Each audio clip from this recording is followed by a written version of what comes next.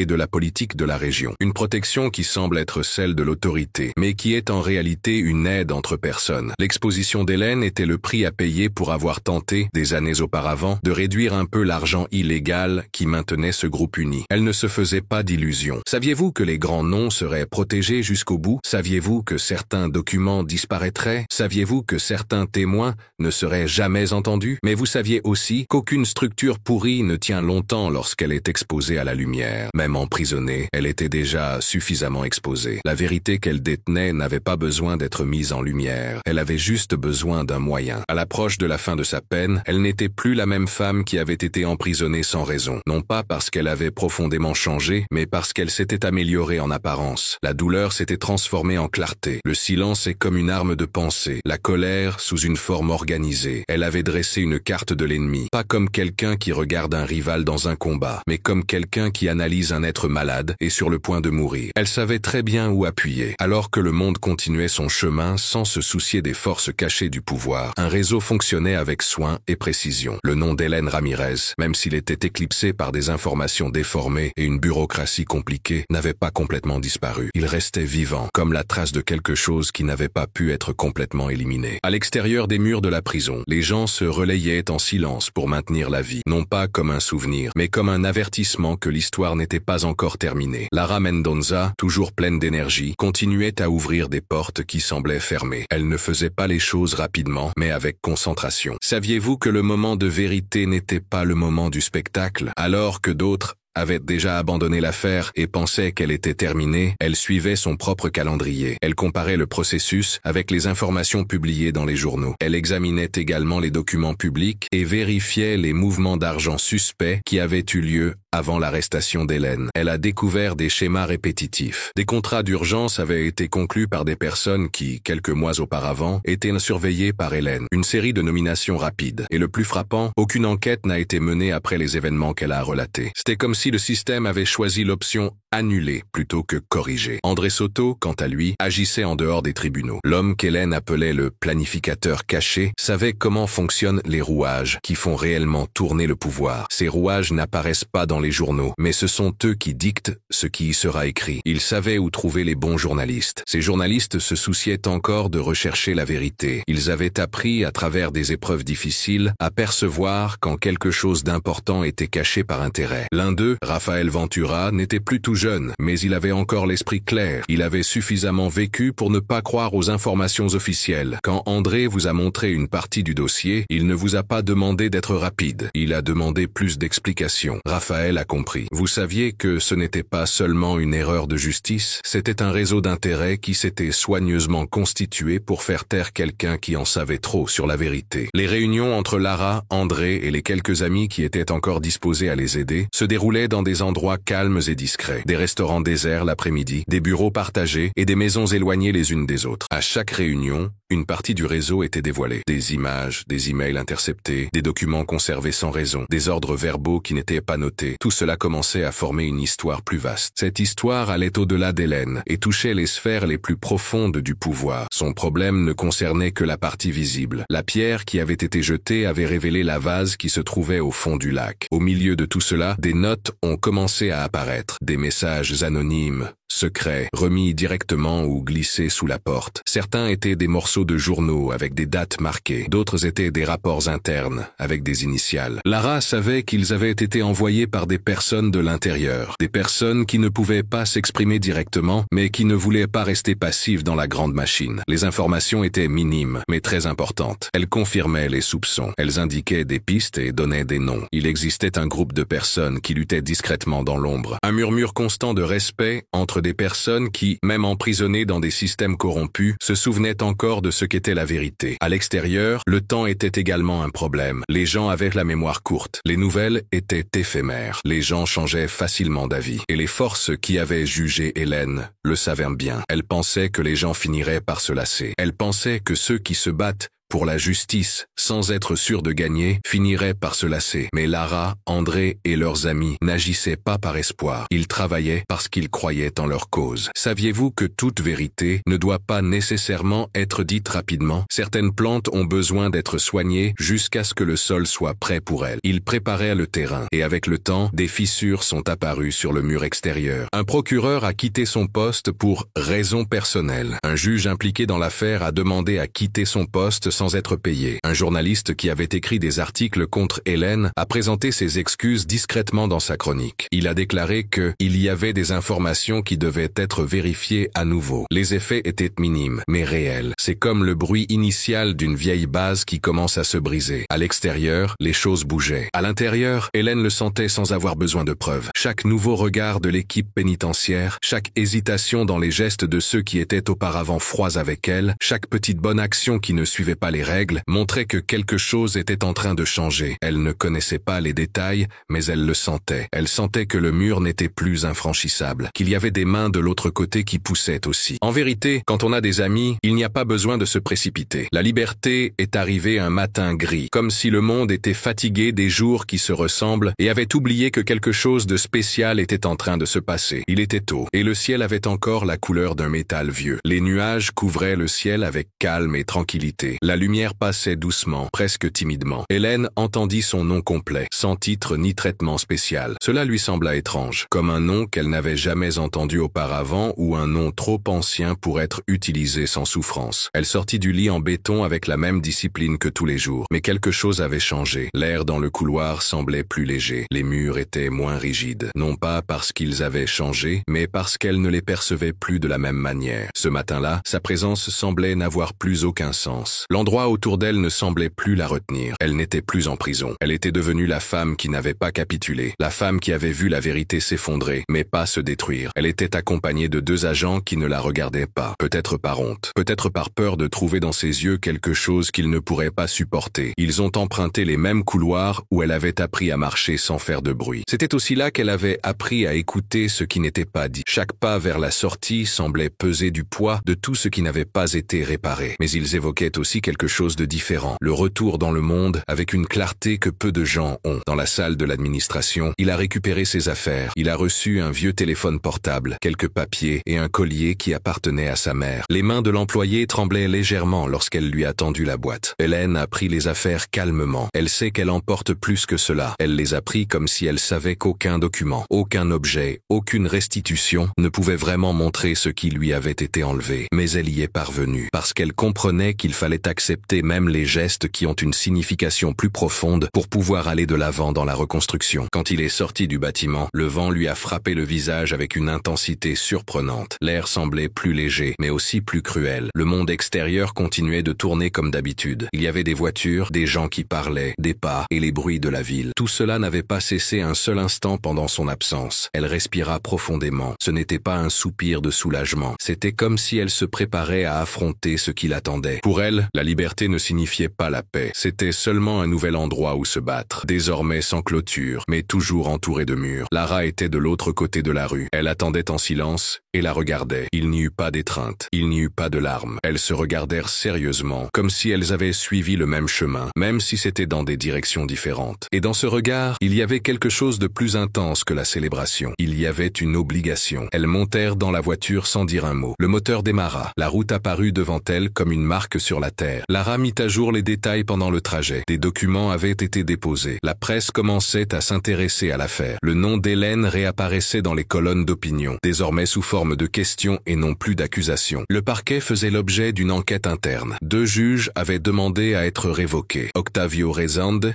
qui était auparavant protégé, apparaît désormais dans les premières enquêtes sur des fraudes dans des contrats. Les mailles du filet commençaient enfin à se défaire. Il n'y avait encore aucune victoire. Il y avait des lacunes. Hélène écoutait tout calmement, sans se laisser éblouir par les promesses. Le plus difficile n'était pas de quitter la cellule, mais de briser ce qu'elle représentait à l'extérieur. Elle serait appelée ancienne détenue. Elle serait jugée dans des endroits où les regards en disent plus long que les mots. Elle continuerait à faire face au silence de ceux qui l'entouraient auparavant. Elle était prête, car elle ne revenait pas comme quelqu'un qui a quelque chose à prouver. Elle revenait comme quelqu'un qui a déjà affronté le pire et qui connaît désormais bien le système qui a tenté de la détruire. Ils arrivèrent dans un appartement simple, aménagé par Lara et quelques alliés. Il y avait des documents, un ordinateur et des dossiers bien rangés. C'était prêt. Hélène entra, s'assit près de la fenêtre et observa la ville. La ville qui l'avait abandonnée et condamnée pour des raisons de convenance tentait maintenant de se racheter comme si elle n'avait aucune responsabilité. Elle ne ressentait aucune colère. Elle gardait l'esprit clair. Elle ne cherchait pas la justice pour se venger. Elle voulait la justice comme compensation, sous forme de reconstruction. Je veux exposer non seulement les noms, mais aussi les méthodes, montrer le fonctionnement, la dégradation et la protection de l'engrenage. Elle voulait reconstruire son histoire non pas en blanchissant son nom, mais en révélant la structure qui avait tenté de l'effacer. Le nom d'Henrik a été le premier à réapparaître. Il était considéré comme un simple policier qui suivait les ordres. L'arrestation d'Hélène était le résultat d'un malentendu technique. Les dossiers indiquaient autre chose. 3 semaines avant l'interpellation au centre commercial, Henrik avait eu une réunion privée avec des représentants d'une entreprise engagée de manière irrégulière par le gouvernement de l'État, qui faisait l'objet d'une enquête menée par Hélène avant son arrestation. L'enregistrement audio de la réunion était clair. Il savait qui elle était. En l'arrêtant, il servait des intérêts qui dépassaient le cadre de ses fonctions. Il a été convoqué de toute urgence pour témoigner. Les avocats ont tenté de l'en empêcher. Ils ont fait appel et retardé attendait les réponses. Les documents continuaient d'affluer. Les preuves étaient solides. Il s'agissait d'emails, d'accès, de photos prises par des caméras internes et de témoignages avec les dates des réunions. Il était impossible d'y échapper. La méfiance devenait une question juridique. Enrique a tenté de justifier son obéissance hiérarchique, d'impliquer d'autres noms et d'éliminer toute trace. Il n'y avait plus aucune marge de manœuvre. Son nom était déjà mentionné dans la presse. De plus, il figurait dans les rapports de la nouvelle inspection qui avait pris l'affaire en main en toute indépendance. Olivier, le juge qui avait rendu le verdict avec froideur, commençait à se regarder dans le miroir. Son passé, jusqu'alors discret, a été révélé par des journalistes indépendants qui ont collaboré avec Lara. Ils ont trouvé des liens avec des partis financés par Octavio Rezende. Ils ont découvert des virements bancaires inhabituels. Le plus compromettant était une vidéo, enregistrée à son insu, lors d'un dîner privé après le procès d'Hélène. Olivier parlait de l'importance d'éviter le retour de personnalités instables, tout en faisant la fête avec des agents de sécurité privés. L'enregistrement a eu un impact non pas parce qu'il était choquant, mais parce qu'il était indéniable. Le masque de l'impartialité était tombé. Sous cette façade, on découvrait le visage détruit d'un homme qui avait choisi le pouvoir, plutôt que la vérité. Sous pression, il a demandé à être démis de ses fonctions. Dans un communiqué, il a invoqué des raisons personnelles et un épuisement mental. Mais il était déjà trop tard. La procédure de destitution était en cours. Les associations de juges, jusque-là neutres, ont commencé à se prononcer. De nouveaux noms ont alors fait leur apparition. Des procureurs qui ont ignoré les preuves de la défense. Des journalistes qui ont reçu des incitations pour orienter l'information. Des entrepreneurs favorisés par des contrats d'urgence dans les villes où le groupe Rezende opérait. Les visages ont été mis en lumière un par un. Certains ont tenté de négocier tandis que d'autres ont disparu. L'encerclement était strict. Les preuves étaient trop bien organisées, trop solides et trop cohérentes pour qu'un récit parallèle puisse tenir la route. L'ironie résidait dans la manière dont le système avait réagi. La machine qui avait condamné Hélène essayait désormais d'être prudente. Les enquêtes ont été rouvertes. De nouvelles commissions ont été formées. Le discours a changé. On discutait d'améliorer les processus internes, de corriger les excès et de préserver la crédibilité des institutions. Pour ceux qui suivaient de près, c'était clair. Ce n'était pas du repentir. C'était la réaction instinctive d'un organisme menacé qui cherche à survivre. Hélène observait tout cela sans être impressionnée. Elle ne se réjouissait pas. Elle n'était pas heureuse. Elle restait vigilante. La chute de quelques noms n'indiquait pas en soi une transformation. Le système, tel un animal blessé, pouvait se réorganiser. Il est possible de créer de nouveaux masques. À présent, elle connaissait le chemin et n'était plus seule. D'autres yeux, d'autres mains et d'autres voix se joignaient aux siens. La structure n'était pas seulement dénoncée, elle était également documentée. Par un matin nuageux, elle a reçu une invitation à une audience publique sur les réformes du système judiciaire. Elle s'est assise devant les caméras et les microphones, avec le calme de quelqu'un qui n'a plus rien à prouver. Lorsqu'elle a pris la parole, elle n'a mentionné aucun nom. Elle a présenté les faits, individuellement. Elle a rapporté que la logique de la convenance l'avait emporté sur celle de la justice. L'omission s'habillait de protocole, tout comme la vérité était habilement déformée pour ressembler à une erreur. Au final, le silence dans la salle n'était pas surprenant, mais plutôt un signe de reconnaissance. À ce moment-là, même ceux qui doutaient auparavant savaient que le siège n'était pas seulement contre les coupables. Il était contre l'habitude de faire semblant que tout allait bien. Le tribunal semblait différent. Les colonnes, les bancs et la moquette usée, tout là-bas avait un poids particulier. Des caméras étaient discrètement positionnées. Des journalistes côtoyaient des représentants d'ONG et des citoyens suivaient,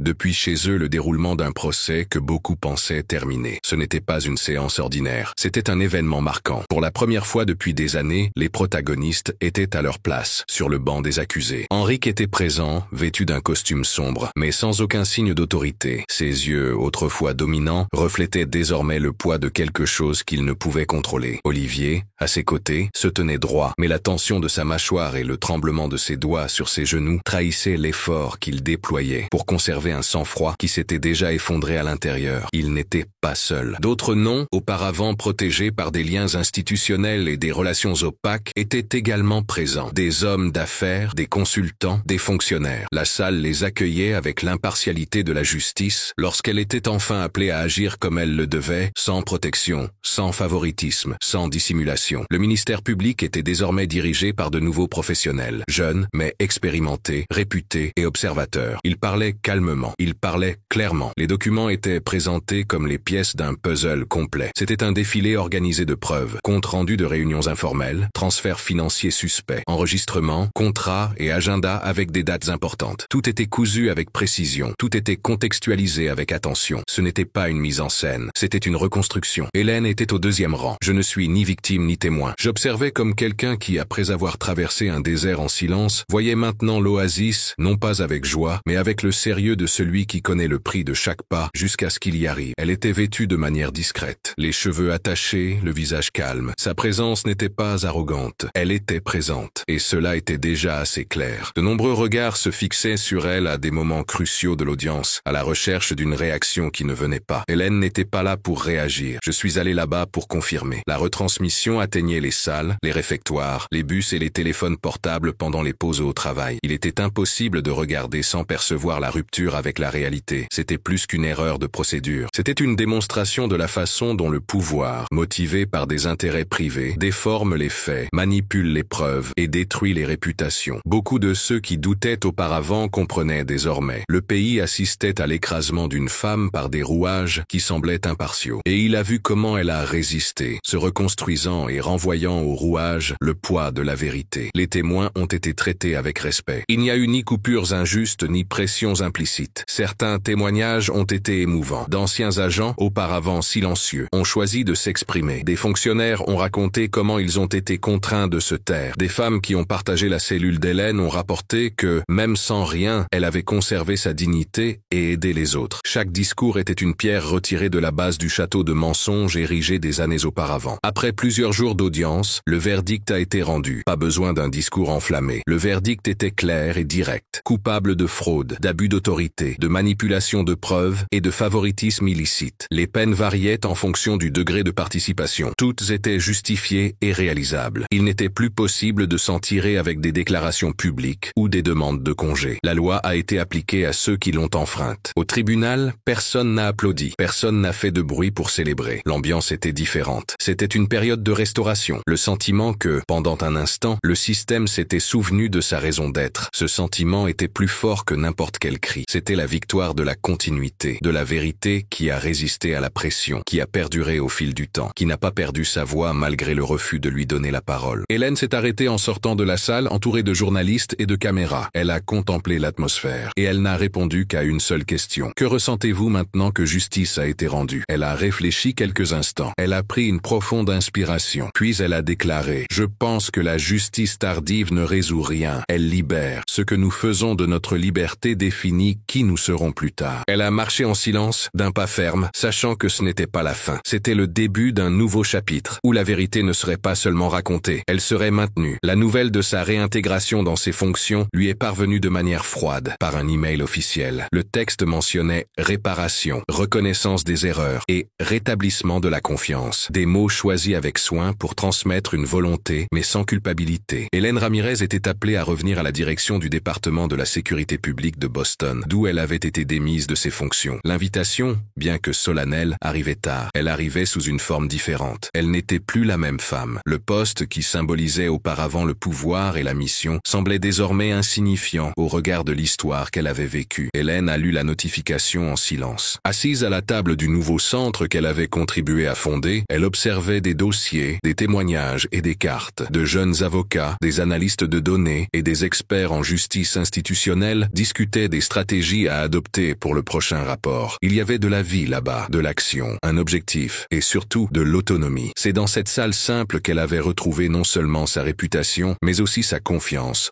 en ce qui était possible. Sa réintégration était symbolique. Elle avait reconnu son erreur, bien que tardivement. Hélène ne souhaitait pas reprendre ses fonctions comme si c'était une terre promise. Cette terre était contaminée, non pas par l'espace, mais par des structures encore fragiles. Y retourner, c'était comme vivre dans une maison en feu sans reconstruire les fondations. Elle a donc refusé, sans colère, sans mépris, mais avec maturité. La maturité de ceux qui, après tout ce qu'ils ont vécu, n'acceptent plus aucun carcan. Il fallait une nouvelle approche, une autre fonction, un nouveau poste. Quelques jours plus tard, lors d'une interview nationale, elle a révélé son choix. Elle accepterait un nouveau poste, mais pas l'ancien. Le poste qu'elle allait désormais occuper s'appelait inspectrice générale contre la corruption policière. Il s'agissait d'un poste créé à sa propre initiative, dans le cadre d'un projet de refonte institutionnelle, avec une autonomie d'enquête, une équipe technique et un accès direct au ministère de la Justice. Ce n'était qu'une mention, c'était une base, une tranchée, un point d'observation. La réaction a été redondante. Certains secteurs ont célébré, y voyant le début d'une nouvelle ère. D'autres, plus cyniques, se sont demandé si elle n'exagérait pas. Elle ne s'est pas laissée influencer par l'opinion publique. Elle était animée par un principe ferme, la conviction. Ainsi, elle ne s'est pas soumise aux attentes. Sa fonction était désormais la continuité de ce qu'elle avait toujours été, mais avec une plus grande portée, plus de risques et plus d'impact. Lors de la première réunion avec la nouvelle équipe, elle n'a demandé qu'une seule chose, la liberté d'agir. Elle ne voulait ni hommage, ni cérémonie. Elle voulait des rapports, des noms sur la table et l'accès au système. Elle savait où chercher. Elle savait quelque chose que personne d'autre ne voulait voir. Elle savait que pour provoquer un véritable changement, il fallait franchir des portes que beaucoup ignoraient. Sa nouvelle fonction l'a conduite dans des endroits que son ancien poste ne lui avait jamais permis d'atteindre. Elle est entrée dans des prisons en tant qu'auditrice. Elle s'est assise avec des proches de victimes d'abus. Elle a examiné des dossiers classés pour omission volontaire. Elle a visité des commissariats cachés dans des quartiers négligés par l'administration publique. Partout, il y avait des traces de ceux qui avaient failli la détruire. Elle sentait que c'était là sa place, non pas pour se venger, mais pour rendre justice. La vraie justice, celle qui se construit dans la pratique, loin des sophismes. Avec le temps, sa présence est devenue redoutée par beaucoup. Non pas à cause de son nom, mais à cause de sa manière d'agir, claire, objective, résistante aux pressions politiques. Elle savait que son retour sur la scène publique serait temporaire, mais elle souhaitait que chaque action fasse la différence pendant qu'elle était présente. Et elle le permettait. Ses rapports sont discutés dans les commissions du Sénat. Les visites ne pouvaient être reportées. Sa voix ne pouvait être ignorée. Lors de nuits solitaires, elle se souvenait encore des visages qui l'avaient trahie, sans rancune, mais consciente que certains ne seraient jamais tenus pour responsables. C'était la blessure qui ne cicatrisait pas complètement. C'était la douleur qui la poussait. Elle comprenait que la justice totale est une utopie, mais la rechercher distingue ceux qui occupent des fonctions officielles de ceux qui construisent un héritage. Sur la dernière page du journal qu'elle a commencé le premier jour de sa sortie de prison, elle a écrit « Certaines choses ne reviennent pas avec le temps, mais il y en a d'autres que le temps nous rend parce que nous les méritons après le temps nécessaire. » Au fil des ans, les couloirs autrefois calmes sont devenus animés, les radios grésillaient d'ordre confus et les écrans de sécurité tombaient en panne à des endroits stratégiques. C'était une instabilité qui ne semblait être qu'une coïncidence pour les naïfs. C'était le signe d'une rupture. La rébellion a commencé à l'intérieur, avec précision, entre des codes convenus et la complicité de certains responsables de l'ordre. Hector et Olivier n'ont pas été impliqués dans la confusion comme de simples pions. Ils l'ont observé comme s'ils voyaient la concrétisation d'un vieux plan. Alors que d'autres détenus se laissaient entraîner dans la confusion, ils agissaient avec subtilité et détermination. Ils ont attendu, calculé et testé les faiblesses du système pendant près de 2 ans. Lorsque l'occasion s'est présentée, ils n'ont pas hésité. Ils ont emprunté des tunnels de maintenance, des zones techniques non surveillées et des itinéraires complexes qui auraient nécessité des mois d'études. C'était une question d'habileté, c'était une méthode. En sortant de prison, ils ne se sont pas enfuis. Ils ont marché avec le calme de ceux qui savent qu'il n'y a pas de retour en arrière possible. Ils avaient une destination et un objectif. Ils ne voulaient pas simplement disparaître. Ils voulaient revenir comme un malaise, comme une ombre réelle. En conséquence, le nom d'Hélène lui revint à l'esprit comme un feu qui ne s'était jamais éteint. Elle avait révélé ce que beaucoup avaient ignoré par commodité. Elle les avait transformés en ce qu'ils redoutaient le plus. Des exemples. Maintenant libres, ils voulaient simplement fuir leur histoire. Ils voulaient la réécrire. Désolé, je ne peux pas faire ça. Dans les jours qui suivirent, ils disparurent pour de bon. Les autorités, occupées à contrôler les dégâts causés par la rébellion, ne remarquèrent pas la gravité de la fuite des fugitifs. Pour le système, ce n'était que 2 noms parmi tant d'autres. Pour ceux qui connaissaient le passé, le silence autour d'Hector et Olivier était plus menaçant que leur emprisonnement. C'est dans ce silence qu'ils se déplaçaient, sans bruit, sans laisser de traces. Hector a ouvert une boîte enterrée dans un hangar abandonné à l'extérieur d'une ville secondaire. Il y avait de faux documents, de l'argent et des contacts. Olivier avait une clé USB contenant des fichiers qui n'avaient pas été trouvés lors de l'enquête. Il y avait des noms, des adresses et les habitudes de déplacement des personnes qui avaient aidé Hélène. C'était une liste de cibles, pas de victimes. Et en haut de cette liste, il y avait elle, la femme qui les avait démantelés avec clarté et courage devant tout un pays. Cependant, le monde avait changé. Hélène n'attendait plus la justice comme quelqu'un qui aspire à une fin. Elle était la fin. Elle était protégée par une structure qui dépassait le cadre institutionnel. Intelligence, partenaire discret, surveillance continue. Hector et Olivier en étaient conscients. C'est pourquoi ils ne se sont pas précipités. L'ennemi était désormais le temps. C'était la résistance. C'était la prévisibilité qu'aucune sophistication ne pouvait briser sans étude. Ils ont commencé leurs recherches. Ils ont rassemblé des ressources, obtenu des accès et réactivé des contacts dans le milieu qui leur était redevable. Ils ont découvert qu'Hélène avait quitté Boston pour Philadelphie avec sa famille. La décision de déménager était tactique et personnelle, une recherche de soulagement loin des lieux de tension. Pour tous les deux, la protection de la famille était vue comme une opportunité. Ils ne se sont pas approchés tout de suite. Ils ont engagé des mercenaires entraînés, payés pour ne pas poser de questions. Des gens qui comprenaient les rouages de la surveillance et savaient comment contourner les limites du système. Ils ont cartographié les lieux pendant des semaines. Ils ont utilisé des drones, des caméras discrètes et des gardes de nuit. Ils ont appris à connaître chaque coin de rue et chaque trajet quotidien d'Hélène. Chaque tentative d'approche se heurtait à un obstacle. Des gardes discrets, mais attentifs. Des voitures blindées. Des protocoles d'urgence rapidement activés. Le cercle autour d'elle était invisible, mais suffisamment solide pour contenir toute impulsion. Ils n'ont pas abandonné. Au contraire, leur échec initial les a motivés. Pour eux, la vengeance ne devait pas être immédiate. Elle devait être définitive. Dans le hangar, ils ont décidé d'attendre le moment idéal. Attendre non par faiblesse, mais par souci de précision. Ils savaient que même les murs les plus solides ont leurs failles. Ils étaient prêts à attendre le temps nécessaire pour la trouver. Hélène le sentait, même si elle ne connaissait pas les détails. Son intuition, façonnée par la douleur et les expériences, l'avertissait. Elle avançait avec prudence, par peur. Elle changeait de tactique. Lorsque l'écho de l'obscurité revient, cela signifie que la bataille continue. Un nouveau cycle commençait, cette fois-ci hors du tribunal, dans les rues, dans la lutte pour la survie. Hélène, malgré l'échec de l'invasion, comprenait que le succès était un rappel, pas un objectif. La sécurité autour d'elle était forte, mais la menace approchait avec patience et obsession. Elle ne sous-estimait rien. Cette nuit-là, pendant que sa famille était transférée dans un autre logement, elle est restée à la maison, révisant le plan d'urgence. Le système de surveillance fonctionnait et l'équipe réagissait avec précision, mais la marge d'erreur l'inquiétait. Non pas parce qu'elle avait échoué, mais parce qu'elle savait que la prochaine fois, l'ennemi serait mieux préparé. Dans le centre tactique de la maison, des écrans affichaient des images thermiques de l'approche. Chaque partie de l'attaque était enregistrée et analysée. Javier, directeur de la sécurité privée internationale et son allié, était en vidéoconférence avec elle, accédant aux mêmes données. Son visage, éclairé par la lumière bleue de l'écran, était calme mais vigilant. Ils étaient prêts à se séparer, Hélène. Ils disposaient d'armes lourdes, de véhicules modifiés et d'un système de communication professionnel. Ce n'était pas une tentative naïve. Elle acquiesça. Elle en était consciente. Il s'agissait d'une opération. Une opération ratée mais soigneusement préparée. Sa réaction devait donc être à la hauteur. Ils ont testé le périmètre. La prochaine fois, ils évalueront les lacunes, les horaires, la routine interne, dit-il en fixant le panneau de surveillance. Elle savait que leur prochaine étape serait une infiltration lente, pas une attaque directe. L'objectif était la ruse,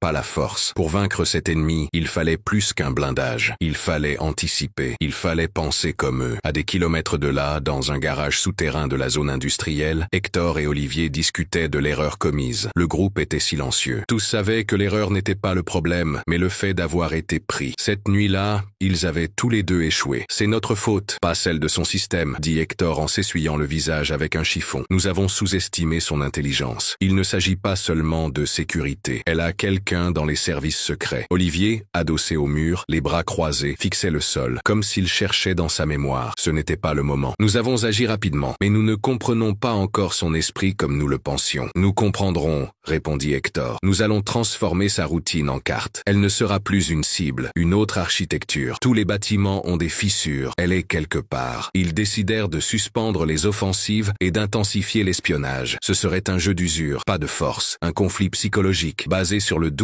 et la présence constante même caché, un fantôme dans la vie d'Hélène. Hélène convoqua une réunion de crise à son retour à la maison. Ce n'était pas fréquent. Elle ne faisait presque jamais travailler son équipe en dehors des horaires prévus. Ce matin-là, 15 visages autour de la table ovale en bois sombre au cœur des opérations l'observaient avec la concentration typique des dirigeants sûrs de leurs actions. Elle n'a pas crié, elle n'a pas dénoncé, elle a simplement présenté les faits, les points faibles de la maison. 2 minutes de retard dans l'arrivée des renforts, absence d'isolation thermique dans la cour latérale pendant le changement d'équipe, de petits détails qui deviennent des opportunités dans le monde réel. Il ne s'agit pas de culpabilité, il s'agit de clarté. Ils n'essaieront pas de la même manière. Maintenant, ils exploiteront ce qui nous rend humains, la fatigue, la routine quotidienne, la confiance, affirma-t-elle en regardant chacun d'entre eux. Après la réunion, elle a marché seule dans la maison. Il a vu la chambre des enfants, les dessins sur les murs et les livres éparpillés. Il a ressenti leur présence comme une protection et une responsabilité. Hélène ne s'inquiétait pas pour elle. Elle n'avait jamais eu peur, mais elle s'inquiétait pour ceux qui l'entouraient. Elle savait que la colère des faibles s'abattait sur les innocents. Elle ne le permettrait pas. Quand la nuit revint, il ne parvint pas à dormir. Hélène s'assit devant le plan de la ville et examina chaque itinéraire possible. Il passa des coups de fil pour renforcer la sécurité dans les écoles. Il parla également des endroits qu'il avait l'habitude de fréquenter. Cela incluait des cafés et des restaurants qu'il appréciait. La paix qu'elle souhaitait pour Philadelphie semblait désormais lointaine, mais elle n'abandonnait pas. Elle changeait simplement d'approche. L'avion atterrit à Miami par une journée très chaude. L'après-midi semblait coincé entre l'été et l'automne. Hélène descendit l'escalier avec ses enfants et 2 autres membres de son équipe. L'aéroport était simple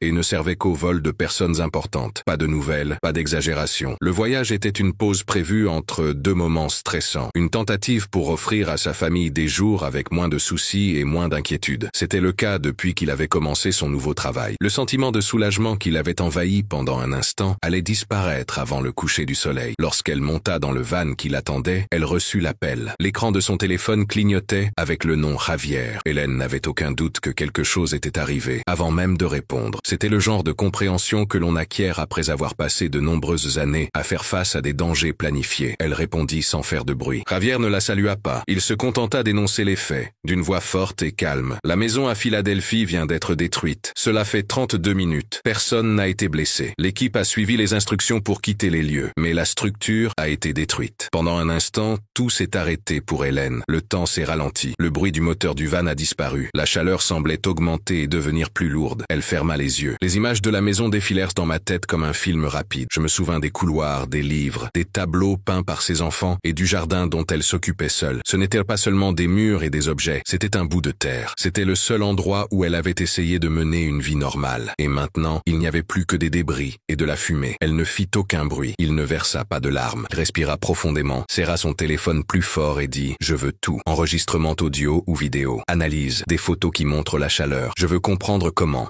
Et quand? Et plus important encore, qui? Javier était déjà en avance. Nous avons déjà des photos. L'explosion a été causée par 3 dispositifs placés sous terre. Une action précise de l'armée. Les indices indiquent qu'une équipe a été engagée il y a 2 mois, hors du Brésil. L'un des drones a pris une photo avant l'explosion. Sur l'image, Olivier conduisait une voiture noire et regardait la maison de loin. La distance est de 400 mètres. Hélène ouvrit les yeux calmement. La certitude qu'elle avait maintenant devenait plus forte. L'attaque n'était pas seulement un message. C'était une tentative claire de la déstabiliser. Il voulait la déséquilibrer, pas avec des morts, mais avec des significations. Il voulait lui montrer qu'il pouvait la faire ressentir, même sans la toucher. Il voulait lui faire comprendre que, aussi forte soit-elle, il y avait des choses que sa protection ne pouvait pas défendre. La camionnette roulait sans faire de bruit. Ses enfants dormaient sur la banquette arrière. Ils étaient très fatigués par le voyage. Hélène regardait le paysage par la fenêtre, mais ses pensées étaient ailleurs. Chaque élément de l'explosion était désormais une pièce du nouveau puzzle. Il n'y avait plus de doute. Hector et Olivier étaient de retour. Et cette fois, ils ne le faisaient pas seulement par vengeance. Il y avait une joie cruelle dans la manière dont ils menaient chaque attaque. Une volonté de détruire ce qu'elle avait construit lentement, à force de travail et de dévouement. Lorsque vous êtes arrivé à la maison où vous alliez séjourner à Miami, votre équipe vous attendait déjà. La sécurité avait été renforcée depuis le lendemain matin. En effet, les radars près de l'ancienne maison de Philadelphie avaient détecté des mouvements suspects. Javier avait décidé d'évacuer les personnes qui s'y trouvaient encore et de transférer les dossiers papier vers une autre base. Il l'avait fait sans lui demander son avis. Cela lui permettait de lui faire confiance. Il avait la capacité d'agir sans avoir besoin d'ordre. Pendant que les enfants enfants se rendaient dans leur chambre, Hélène se rendit au centre de commandement installé dans le sous-sol de la maison. Les images étaient diffusées sur de grands écrans. Elles montraient la maison en feu, les numéros de l'explosion et la carte de l'itinéraire empruntée par les mercenaires pour s'enfuir. Aucune caméra ne parvenait à montrer clairement les visages. Cependant, les ombres et leur façon d'agir en disaient long. Elle regarda le groupe qui l'entourait et parla avec le calme de quelqu'un qui a déjà traversé des épreuves difficiles. Il ne s'agit plus de se défendre. Il est temps de s'occuper des dépenses. Ils ne veulent pas me blesser gravement. Ils veulent me déstabiliser par intermittence. Ils veulent profiter de la moindre faille. L'un des analystes, qui s'y connaît très bien en surveillance numérique, a créé une chronologie des étapes suivies par Hector et Olivier depuis leur fuite. Faire des achats, se déplacer et entrer dans des zones peu sécurisées. Tout indiquait une seule conclusion. Ils recevèrent de l'argent, de la part d'une personne ou d'un groupe qui voulait faire taire Hélène. Cela va au-delà de la vengeance personnelle. Nous avons affaire à une organisation, a déclaré Javier, et elle ne fera que prendre de l'ampleur si nous ne réagissons pas. Hélène acquiesça, mais son regard était loin. Elle ne pensait pas seulement à riposter. Elle réfléchissait à tout ce qui s'était passé ces dernières années. Elle pensait aux personnes qui lui avaient fait confiance. Ces personnes avaient contribué à changer sa vie. Il pensait aux femmes qu'il avait décrites dans son journal lorsqu'il était encore en prison. Leur visage reflétait l'injustice dont personne ne parle. À présent, tous ses souvenirs étaient en danger. La maison détruite n'était qu'un début. Plus tard, alors que tout le monde dormait ou vaquait à ses occupations, Hélène se rendit seule dans le jardin. Le ciel de Miami était clair, avec quelques nuages. Les lumières de la ville, au loin, formaient des dessins de béton et de verre. Elle s'assit sur une chaise en fer et resta là un moment, sans faire de bruit, en veillant. Elle n'était pas à bout de force. Elle se réveillait pour une nouvelle partie du combat. Un moment où l'adversaire ne voulait pas seulement la vaincre. Il voulait la faire disparaître. Mais effacer Hélène Ramirez de la mémoire n'a jamais été facile. Et maintenant, encore moins qu'avant. Le calme de la nuit ne la laissait pas tranquille, mais il ne lui faisait pas peur non plus. Quand on perd tout ce qui constituait son foyer, le corps devient fort. Et c'est là, sous le ciel d'une ville inconnue, qu'elle a pris sa décision. Ils ont brûlé la maison qui n'était pas la bonne. Plusieurs jours s'étaient écoulés depuis la destruction de la maison de Philadelphie. Elle avait géré le choc avec calme. Elle avait appris à vivre sans laisser la douleur envahir ses pensées. Mais elle ressentait une nouvelle douleur, qui n'était pas physique. C'était une violation de son espace personnel, un avertissement clair que les limites avaient été franchies. Il n'essayait plus de détruire sa carrière et son image. Maintenant, ils essayaient de perturber son espace émotionnel. C'est pourquoi, ce soir-là, elle est partie seule. Cela faisait partie d'une routine qui se reproduisait de temps en temps, soumise à des règles très strictes. Hélène se déplaçait avec prudence pour rechercher des informations sur place. Il avait une petite liste de personnes de confiance qu'il voyait de temps en temps. Il rencontrait ces personnes pour tenter de découvrir les activités de groupes illégaux. Ce soir-là, après que Javier lui eut montré des informations, elle eut un indice. Quelqu'un lié au groupe qui avait donné de l'argent à Hector et Olivier avait été vu près de Coral Way. Ce quartier est isolé et les habitants sont très différents les uns des autres. Il est également peu surveillé par les autorités. Elle a décidé de ne pas emmener toute l'équipe. Vous savez que le fait d'être nombreux attire l'attention. À ce stade du jeu,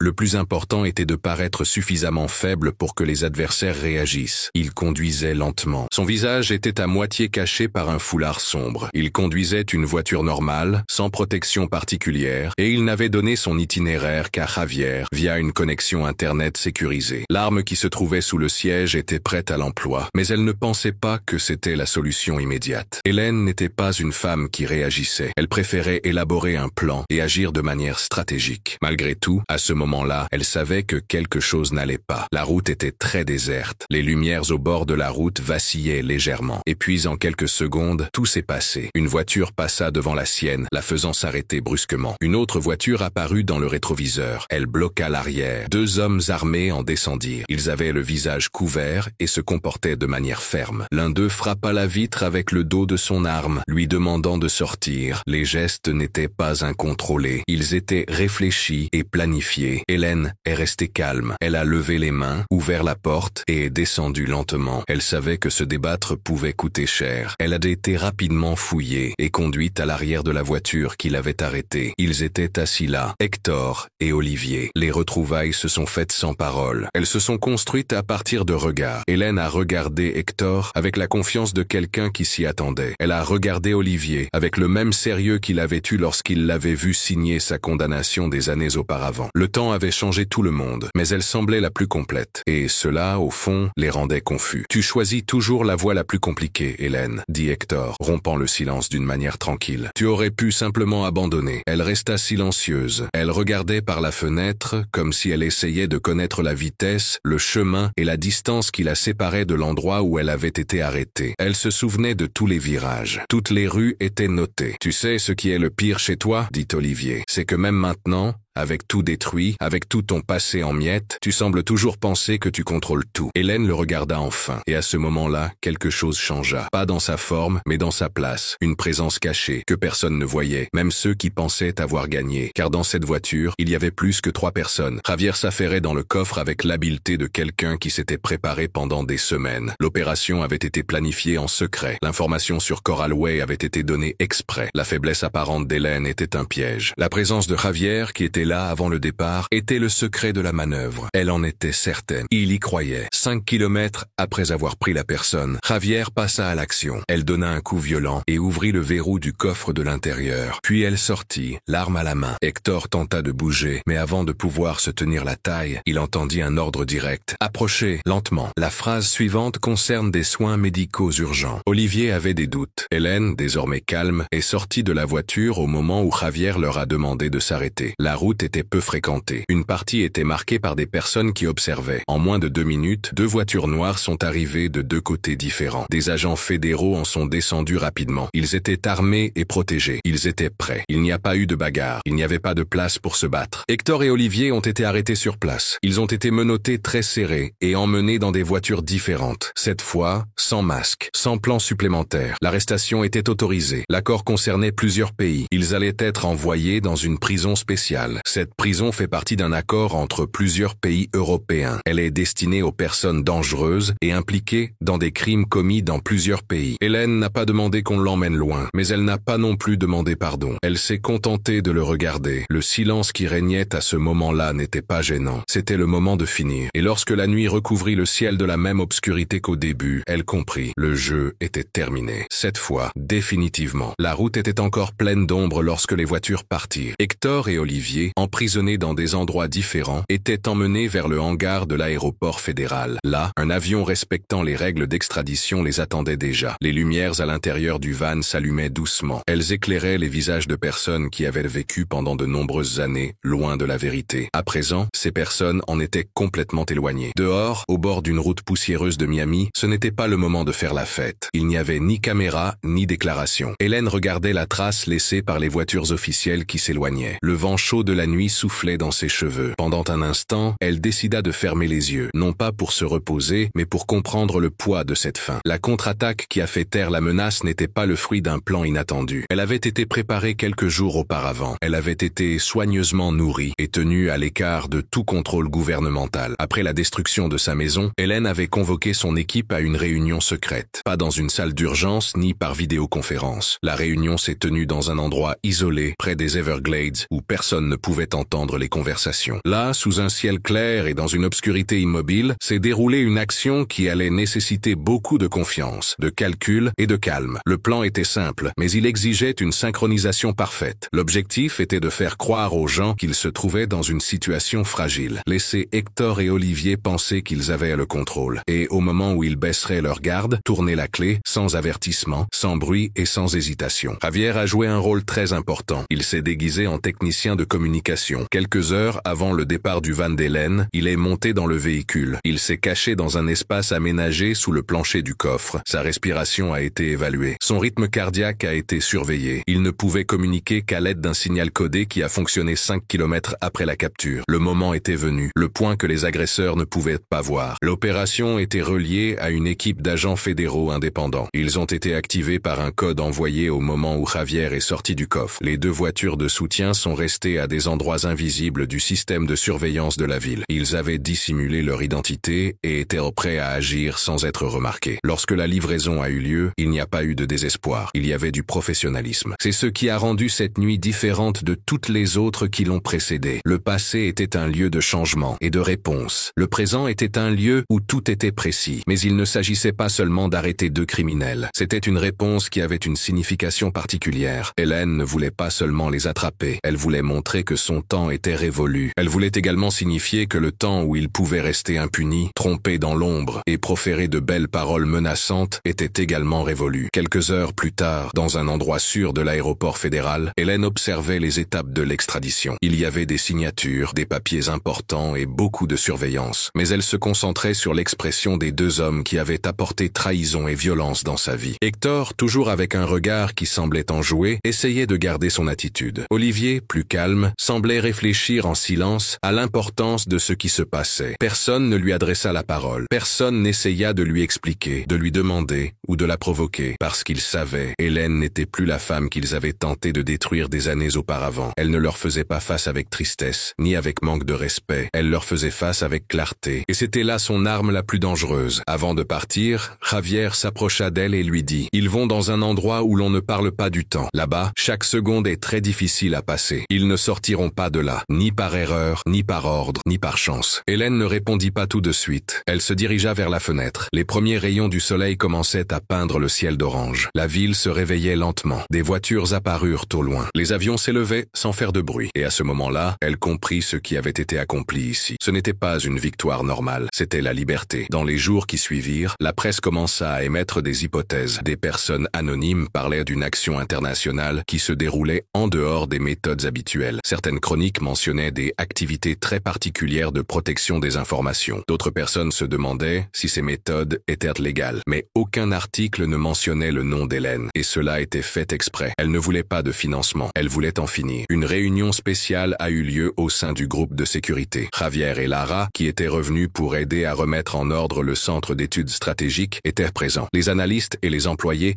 étaient également là. Hélène est entrée dans la pièce calme, comme quelqu'un qui a traversé un moment difficile. Ce n'était pas seulement une attaque, mais plusieurs tentatives qui s'étaient produites au fil des ans. Elle n'a pas dit ce qu'elle voulait dire. J'ai apporté une boîte. À l'intérieur, il y avait des photos de la maison détruite, des enregistrements de l'explosion et les documents qui avaient été rassemblés depuis le jour où Hector et Olivier s'étaient enfuis. Il posa la boîte sur la table, puis il regarda autour de lui et dit « Maintenant, tout cela fait partie du passé. Ce n'est pas que nous avons oublié, mais parce que nous ne voulons plus continuer avec ce qui s'est passé. Maintenant, notre attention n'est plus sur notre protection. C'est un travail. La réponse sur le passé a été donnée. Maintenant, ce qui nous reste, c'est ce qui va se passer dans le futur. Silence, regards intenses. La boîte est fermée, rangée avec une étiquette rouge. Terminée. Ce soir-là, alors que tout tournait comme d'habitude, Hélène se promenait seule sur la terrasse de la nouvelle maison où sa famille se reposait après des jours difficiles. Elle regarda le ciel, qui avait encore des parties bleu foncé, et ressentit quelque chose qu'elle n'avait pas ressenti depuis longtemps. Le soulagement. Non pas parce qu'elle avait gagné, mais parce qu'elle était restée intègre. Certaines victoires ne se célèbrent pas bruyamment. Il y a des conquêtes qui se remarquent dans le silence de ceux qui, même blessés, n'ont jamais cessé de se battre avec détermination. Et à ce moment-là, avec la brise légère qui soufflait à travers les rideaux de la chambre des enfants, elle comprit. Le cycle était terminé.